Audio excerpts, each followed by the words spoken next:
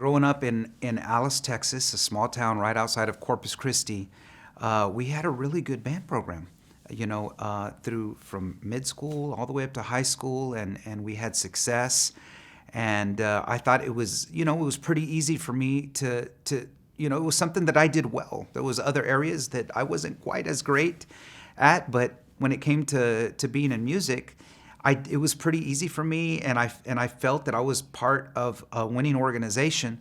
So in my senior year, I started doing journalism as well in high school, and then I kept doing my music thing. That's something I started in grade 6 because my older brother was in the band program. So that kind of, hey, if he did it, I got to do it. So, but since I found it pretty easy, my last semester of high school, I decided, well, this is something I want to go into. So when I did go to college and major in music education after my first semester, and I did really well.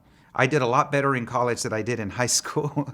I remember I went to the dean's office, to the dean of arts and sciences, and I made an appointment with him because I didn't know, I wasn't convinced completely that I wanted to be a music educator. I just knew that I wanted to be in the music field. And my GPA was above a 3.7 for my first semester. So I said, hey, this is pretty easy. I think, this is probably the field I'm in, but I don't know if I want to be a teacher. So I went and I made an appointment with the dean, and I said, well, what else can I do with this degree I'm going to have? And his background was totally different. So he really didn't do a deep dive with me into the discussion. So after leaving his office, and there's not a knock on him because he ran a great arts and sciences department, but I still wasn't totally convinced I wanted to do this, as I just stayed the course and just had successes in college through academic success and performance success, and then I got a chance to work with students in the area.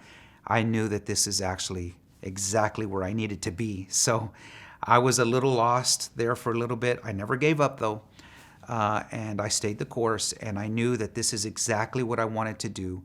Once I got in front of my first class of 11-year-old kids, I started off as a middle school band director. As soon as I got in front of those kids, this was absolutely what I knew I wanted to do. And I started off in a mid school, and then I worked my way to a high school, and so that's how it kind of all began for me.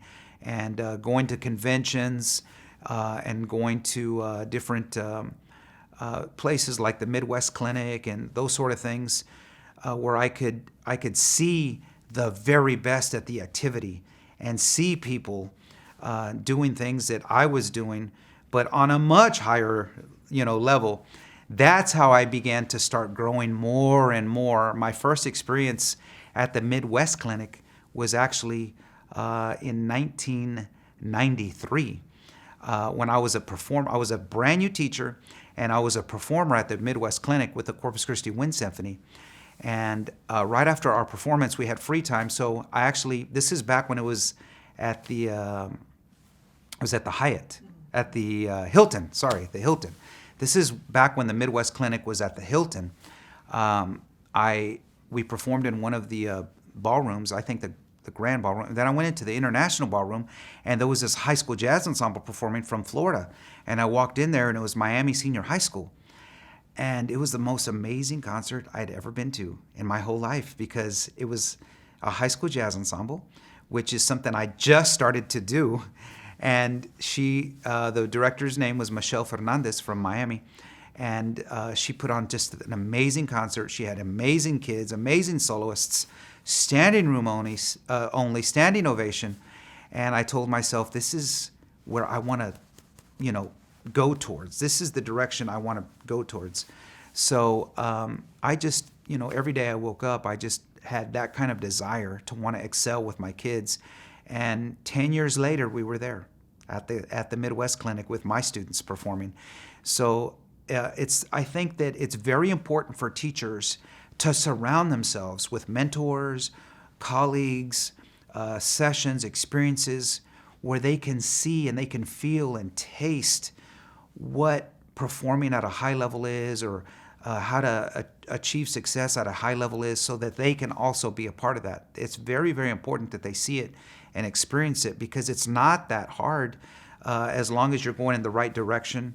And sometimes you may need to tweak your direction a little bit, but it's just a tiny bit for teachers to be where they need to be.